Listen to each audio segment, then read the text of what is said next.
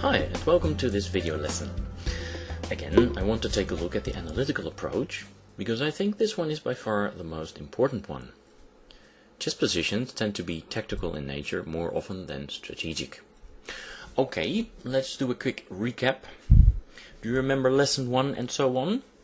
First, you start out with a general orientation on the position and you ask yourself the question, what's going on? You try to get the gist of the position, you try to guess the nature of the position, you ask yourself, can I move immediately? Or should I first choose an approach? Either the analytical one or the positional approach. Well, if we look at the position in front of us, I suppose there's a lot going on. It's important to note that it is White's turn to move, so he has some options, I suppose. Lots of pieces on the board. What's going on? Well, there's this isolated queen pawn sitting here in the center, which normally means that White has to try to make the most of the position in the middle game, maybe create some attacking chances.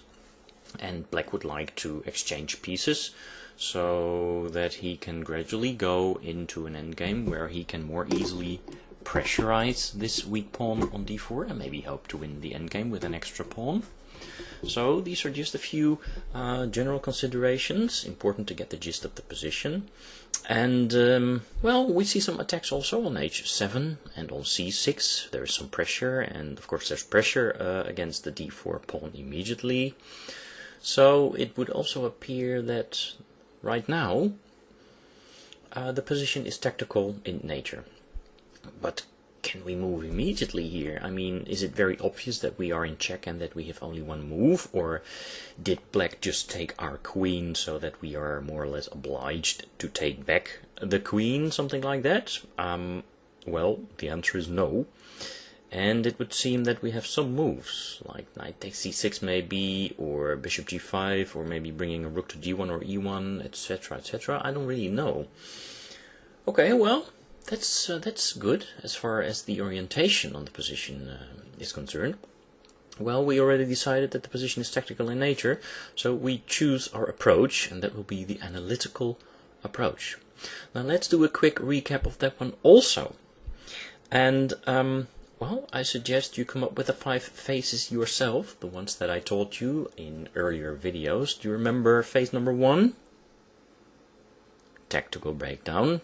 Yes, that is correct. During the tactical breakdown, you can try to be very creative.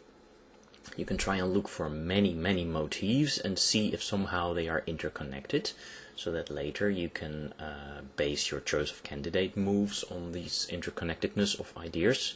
You know, as I also told you in earlier videos, chess is not so much about individual ideas as it is about combining all the individual ideas. Because you can really break through someone's defense if you combine your forces, combine your ideas, etc. Okay, what is phase 2 of the analytical approach?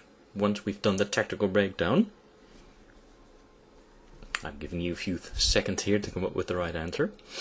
Yes, that is the gathering of candidate moves. And of course you can also try to be creative here. Normally the candidate moves are in no, let's rephrase the sentence. Normally the candidate moves have to do something with the tactical breakdown. Okay, what is phase 3? Well, phase 3 should really be the calculation of your candidate moves. You know, you try to figure out all their branches, and of course if you start calculating a candidate move, then they can very quickly branch out, because in turn you have to try and think of the counter candidate moves, or defenses if you like, if you're attacking, of your opponent. So that's really where chess can get out of hand very quickly. And to do a very good calculation of these branches, you need some motifs. And one of the most important motifs, or threads, is the threat. Threat with a T on the end. If you keep posing threats, then this will narrow down also the possibilities of your